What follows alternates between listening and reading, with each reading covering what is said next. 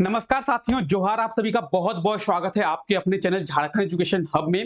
मैं हूं रितेश और आज आप हैं मेरे साथ झारखंड के करंट अफेयर्स के बारे में चर्चा करने के लिए। जैसा कि आप लोग जानते हैं, आज है 7 मई और 7 मई से झारखंड के जितने भी इंपॉर्टेंट करंट अफेयर्स बनेंगे, आज के इस क्लास में हम उन करंट अफेयर्स के बारे में चर्चा करेंगे। कल हमारी ये क्लास नहीं हुई थी, यानी कल हमारी जो ये करंट अफेयर की क्लास है वो नहीं हुई थी। तो क्या वो रीजन है जिसके कारण हमारी क्लास नहीं हुई थी? तो कल जो है हमारे पास करंट अफेयर्स नहीं थे जो आपके साथ डिस्कस किया जाए। झारखंड एक बहुत ही छोटा राज्य है और यहाँ पे डेली करंट अफेयर बनना ये एक बहुत बड़ी बात है। कल करंट अफेयर्स नहीं होने के कारण ही ये क्लास नहीं हुई थी और आज हम लोग मिल रहे हैं। तो गुड मॉर्निंग आप सभी को, वेरी वेरी गुड मॉर्निंग। और आज हम लोग झारखंड के करंट अफेयर्स के बारे में चर्चा करने वाले हैं। तो चलिए क्लास को शुरू करते हैं और झारखंड के करंट अफेयर्स के बारे में चर्चा करते हैं। इस क्लास के पीडीएफ के बारे में भी थोड़ा चर्चा करते हैं। तो क्लास का पीडीएफ आपको कहां पे मिलेगा? क्लास का पीडीएफ आपको टेलीग्राम चैनल पे मिल जाएगा। झारखंड एजुकेशन हब के नाम से आपको टेलीग्राम चैनल मिलेगा और उसी टेलीग्राम चैनल पे आप लोगों को सभी क्लासेस के पीडीएफ जो है वो मिल जाते हैं। आप लोग डेली टेलीग्राम पे विजिट करके सभी क्लास के पीडीएफ को आसानी से डाउनलोड कर पाएंगे। टेलीग्राम के लिंक की बात करेंगे तो इस क्लास के नीचे डिस्क्रिप्शन में आप लोगों को टेलीग्राम का लिंक जो है वो दिया गया है और इस लिंक के थ्रू आप आसानी से टेलीग्राम चैनल को ज्वाइन कर पाएंगे। साथ ही साथ अगर आप लोग चाहें तो टेलीग्राम ऐप को ओपन करके आप लोग ऊपर सर्च बॉक्स में सर्च करेंगे झारखंड एजुकेशन हब, तो उस तरीके से भी आप लोग टेलीग्राम चैनल को ज्वाइन कर पाएंगे। तो आप लोग सभी लोग आप लोग टेलीग्राम के साथ जुड़ जाएं और टेलीग्राम पे आप लोग डेली विजिट करके सभी क्लासेस के पीडीएफ आसानी से एक्सेस कर पाएंगे। ठीक है, तो चलिए क्लास को शुरू करते हैं और देखते हैं झारखंड के करंट अफेयर्स के बारे में। तो आज का हमारा सबसे पहला करंट अफेयर है, हाल ही में झारखंड के कितने लोगों का चयन राष्ट्रीय विज्ञान प्रदर्शनी के लिए किया गया है? तो राष्ट्रीय विज्ञान प्रदर्शनी के लिए झारखंड के कितने लोगों का चयन किया गया है? क्या होगा इसका सही आंसर? तो सभी चीजों के बारे में जानेंगे, लेकिन उससे पहले एक बार आप लोग क्वेश्चन को देख ले, क्वेश्चन क्या पूछ रहा है और उसके बाद इसके बारे में हम लोग प्रॉपर अच्छे से चर्चा करने वाले हैं। तो देखिए, क्वेश्चन है कि झारखंड के कितने लोगों का चयन राष्ट्रीय विज्ञान प्रदर्शनी के लिए किया गया है? राष्ट्रीय विज्ञान प्रदर्शनी की बात करें तो झारखंड में झारखंड राज्य विज्ञान प्रदर्शनी का आयोजन किया गया था। क्या?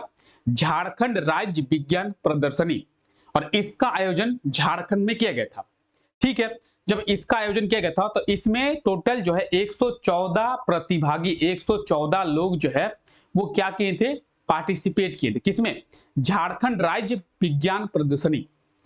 और इन 114 प्रतिभागियों में से, इन 114 छात्रों में से, इन 114 लोगों में से 14 लोगों का चयन, ओनली 14 पीपल, 14 स्टूडेंट्स, 14 लोगों का चयन या फिर 14 छात्रों का चयन या फिर 14 प्रतिभागियों का चयन जो है राष्ट्रीय स्तर के लिए किया गया है, यानी राष्ट्रीय विज्ञान प्रदर्शनी के लिए किया गया है।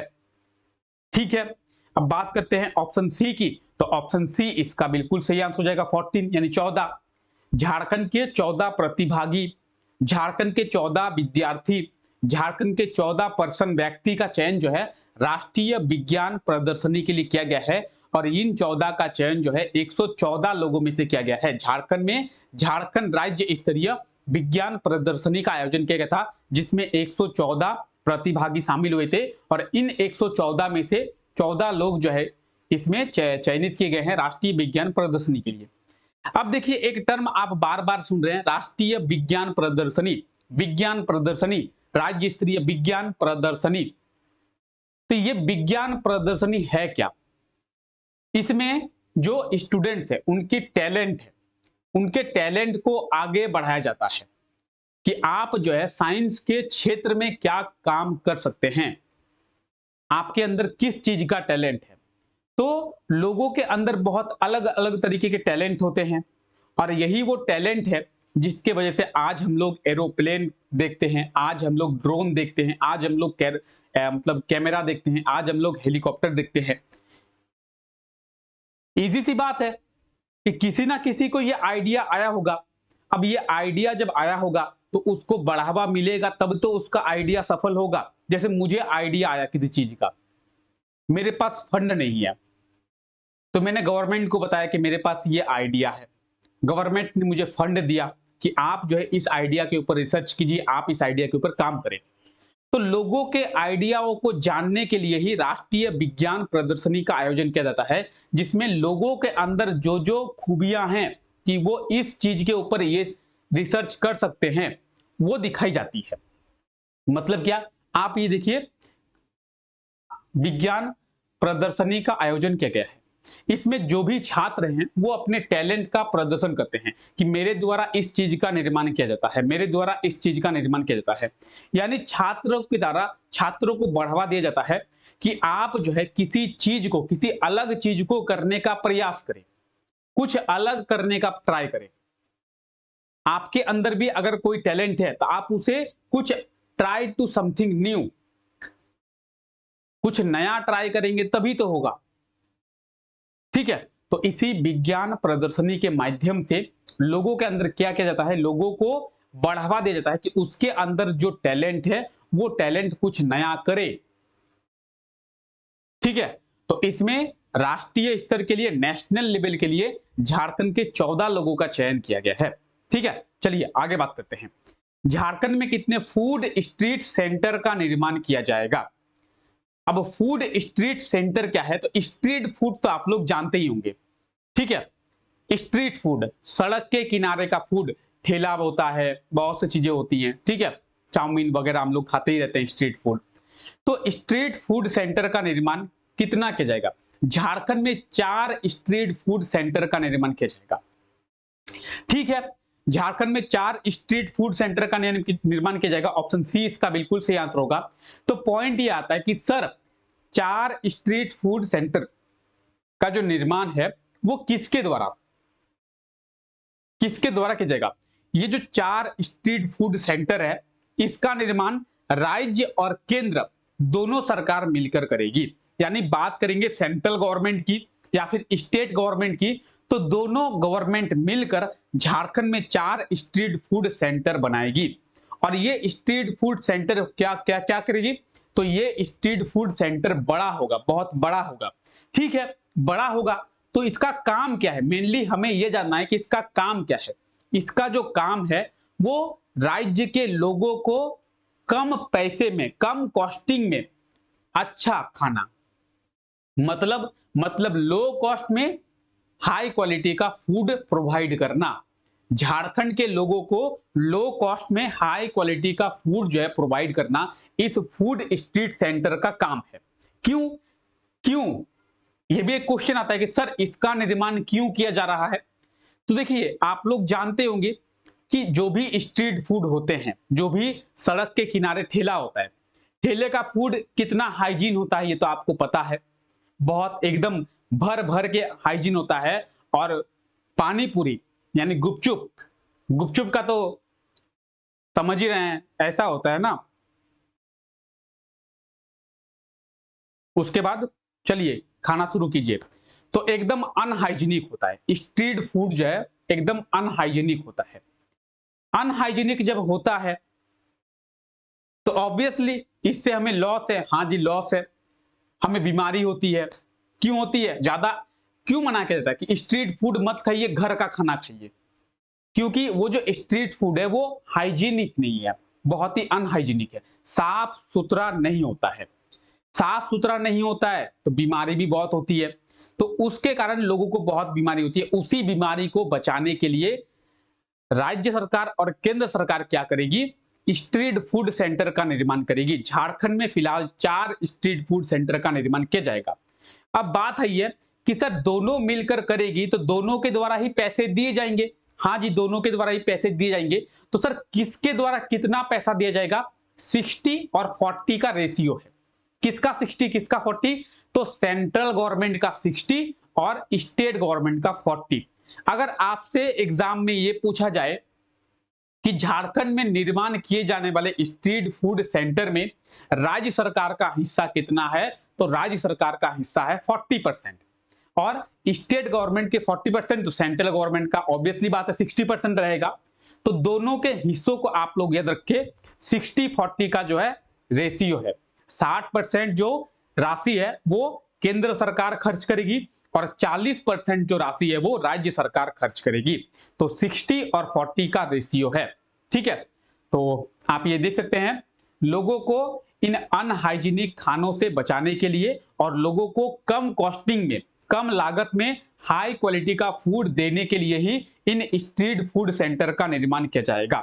ठीक है, अब देखिए बात आई है कि 4 स्ट्रीट फूड सेंटर का निर्माण किया जाएगा। तो अभी आप लोग अगर इस चीज को बताया नहीं जाएगा तो आप लोग कमेंट कर करके परेशान करेंगे। क्या कमेंट करके? और आप लोगों के अंदर भी ये जो क्वेश्चन है वो जाग रहा होगा क्या, कि सर कहां पे इन जब 4 का निर्माण किया जाएगा तो सर झारखंड में 24 जिले हैं। तो झारखंड में जब 24 जिले हैं तो इन 4 स्ट्रीट फूड सेंटर का निर्माण कहां पे किया जाएगा, ये तो आपने बताया ही नहीं। आपने सभी चीजें बताई, लेकिन 4 का निर्माण कहां पे किया जाएगा ये तो आपने बताया ही नहीं। अभी कोई भी जिला इसके लिए सिलेक्ट नहीं किया गया है। जब जिलों का सिलेक्शन हो जाएगा उस समय आपको अपडेट कर दिया जाएगा कि कौन से 4 जिले में इसका निर्माण किया जाएगा, या फिर किसी जिले में हो सकता है कि 2 का निर्माण किया जाए, किसी जिले में एक करके किया जाए।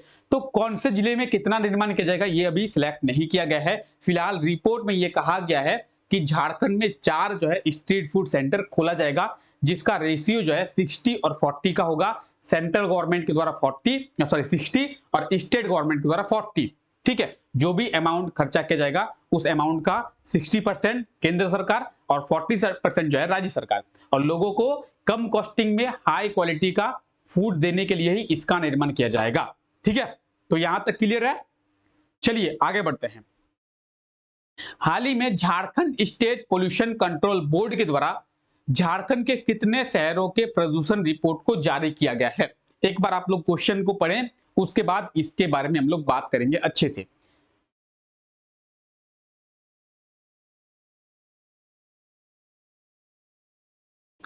आइए इसके बारे में बात करते हैं। हाल ही में Jharkhand state pollution control board, इसके द्वारा झारखंड के कितने शहरों के प्रदूषण को जो रिपोर्ट है वो जारी किया गया है। बात करेंगे Jharkhand state pollution control board की, JSPCB। ठीक है, JCB नहीं, JSPCB। ठीक है, कई लोग JCB मतलब JCB इतना फेमस हो गया है कि समझ ही सकते हैं। अब बात करेंगे JSPCB की, Jharkhand state pollution control board की। तो इसके द्वारा ये रिपोर्ट अभी जारी किया गया है। किस चीज का? पोल्यूशन का रिपोर्ट। और इस पोल्यूशन के रिपोर्ट में झारखंड के 6 शहरों को, ठीक है, कितने शहरों को? झारखंड के 6 शहरों को शामिल किया गया है और कहा गया है कि वर्तमान समय में इन 6 शहरों में क्या हो गया है? प्रदूषण ज्यादा बढ़ गया है। ठीक है, ऑप्शन सी इसका बिल्कुल सही आंसर हो जाएगा। और आप देखिए 6 शहर, दुमका, पाकुड़, चाईबासा, साहिबगंज, रामगढ़ और हजारीबाग। आप देखिए अच्छे से कौन कौन से शहर हैं? दुमका, पाकुड़, चाईबासा, साहिबगंज, रामगढ़ और हजारीबाग। अब देखिए क्या हुआ है, यहां पे 3 शहर मिसिंग है। कौन कौन से? रांची, धनबाद और जमशेदपुर। और हम लोग इसके पहले भी देखे थे कि झारखंड में इन्हीं 3 शहरों में सबसे ज्यादा पोल्यूशन जो है वो होता है। लेकिन अभी हम लोग पोल्यूशन की बात कर रहे हैं, पोल्यूशन की, प्रदूषण, ना कि एयर पोल्यूशन, वायु प्रदूषण के बारे में बात नहीं कर रहे हैं। अगर बात करेंगे रांची की, अगर बात करेंगे जमशेदपुर की, अगर बात करेंगे धनबाद की, तो इन 3 शहरों का वायु प्रदूषण, एयर पोल्यूशन बहुत खराब है, लेकिन शहर स्वच्छ है। ठीक है, ऐसा नहीं है कि पोल्यूशन जो है वो एयर का ही होता है, नॉइज पोल्यूशन भी होता है, ध्वनि प्रदूषण, वाटर पोल्यूशन भी होता है। ठीक है, तो बात करेंगे ओनली पोल्यूशन की। ओनली पोल्यूशन मतलब वहां पे एयर पोल्यूशन को भी इंक्लूड किया जाएगा, वहां पे नॉइज पोल्यूशन को भी इंक्लूड किया जाएगा, वहां पे वाटर पोल्यूशन को भी इंक्लूड किया जाएगा। तो सभी चीजों को अगर मिला दें तो सभी चीजों को मिलाकर झारखंड की ये 6 शहर है जहां पे सबसे ज्यादा पोल्यूशन होता है।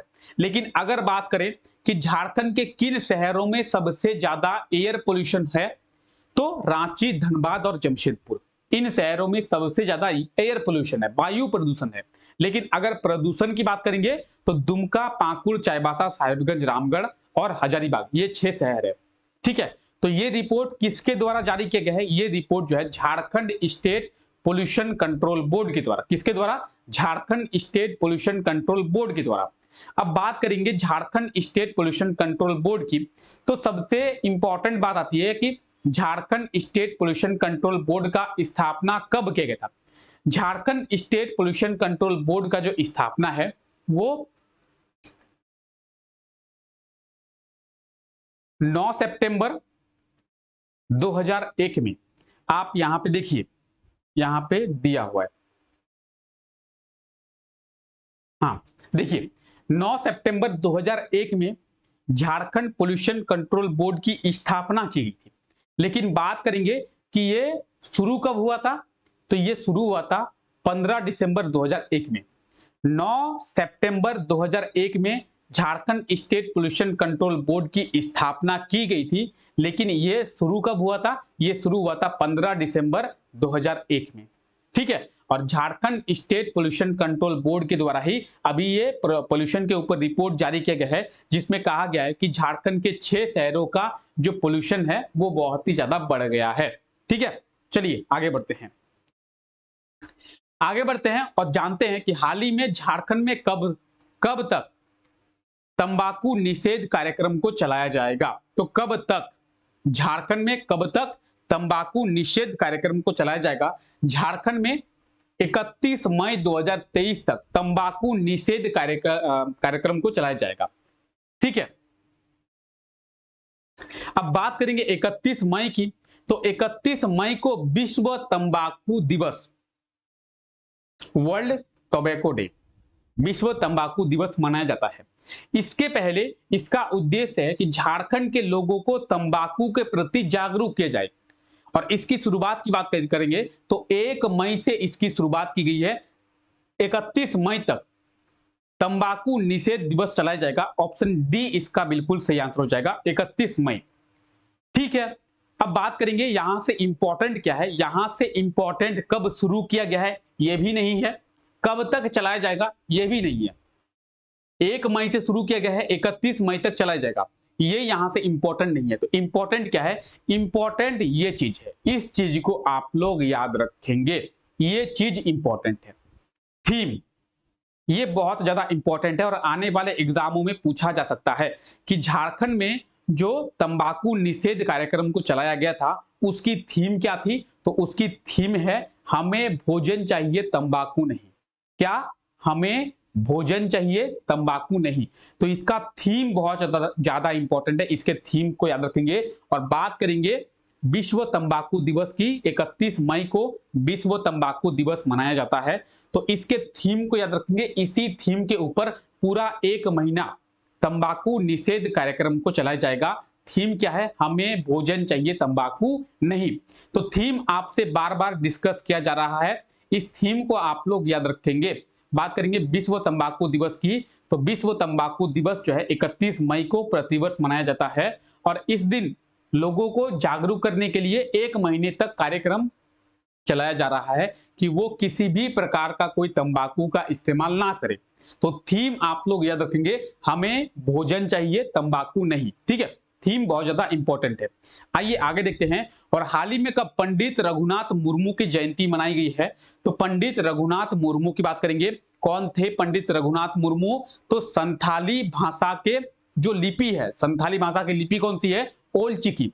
संथाली भाषा की लिपि है ओल चिकी लिपि, और ओल चिकी लिपि के आविष्कारक कौन है? पंडित रघुनाथ मुर्मू। ठीक है, तो संथाली भाषा की लिपि ओल चिकी के आविष्कारक हैं पंडित रघुनाथ मुर्मू, और इनकी जयंती मनाई गई है 5 मई को। ऑप्शन सी इसका बिल्कुल सही आंसर हो जाएगा। ठीक है, ओडिशा में इनका जन्म हुआ था और इनका जो गांव है उस गांव में राष्ट्रपति द्रौपदी मुर्मू और झारखंड के मुख्यमंत्री हेमंत सोरेन दोनों ही गए थे और दोनों ने इनको श्रद्धांजलि दी है। अब जब श्रद्धांजलि दी है तो ये हमारे लिए इंपॉर्टेंट व्यक्ति हैं, क्योंकि झारखंड में संथाल जो है, संथाल जनजाति की बात करेंगे तो झारखंड में संथाल जनजाति की बहुलता पाई जाती है। ठीक है, झारखंड में सर्वाधिक मात्रा में संथाल जनजाति के लोग ही पाए जाते हैं। और संथाल जनजाति की जो लिपि है वो लिपि है कौन सी? संथाल जनजाति की भाषा कौन सी है? संथाली भाषा। और संथाली भाषा की लिपि की बात करेंगे ओलचिकी लिपि, और ओलचिकी लिपि के आविष्कारक कौन है? तो पंडित रघुनाथ मुर्मू।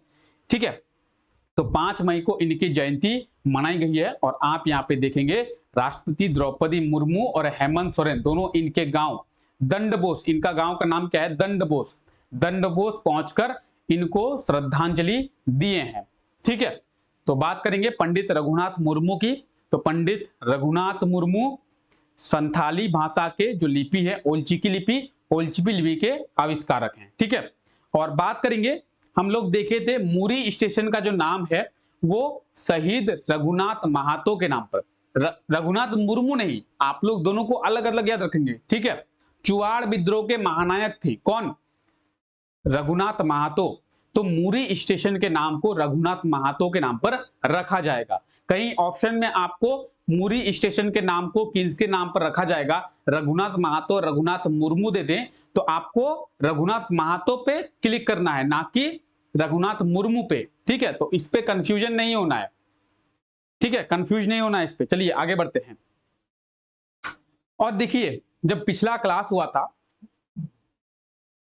5 मई को क्लास हुआ था, उस क्लास में आपसे ये क्वेश्चन पूछा गया था, हाल ही में किस जिले में राजकीय श्री वंशीधर महोत्सव की शुरुआत किया गया है? तो राजकीय श्री वंशीधर महोत्सव की शुरुआत गढ़वा जिले में किया गया है। ऑप्शन सी इसका बिल्कुल सही आंसर हो जाएगा।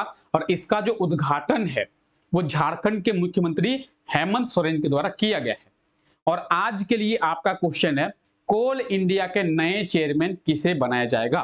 तो कोल इंडिया का नया चेयरमैन जो है किसे बनाया जाएगा? जो भी इसका सही आंसर होगा आप लोग कमेंट करके बताएंगे। तो चलिए, ये थे झारखंड के कुछ इंपॉर्टेंट करंट अफेयर्स जिसके बारे में आज हम लोग बहुत ही आसानी से चर्चा कर लिए हैं। तो आइए मिलते हैं आप लोगों से अगले क्लास में। तब तक के लिए thank you, take care, bye bye.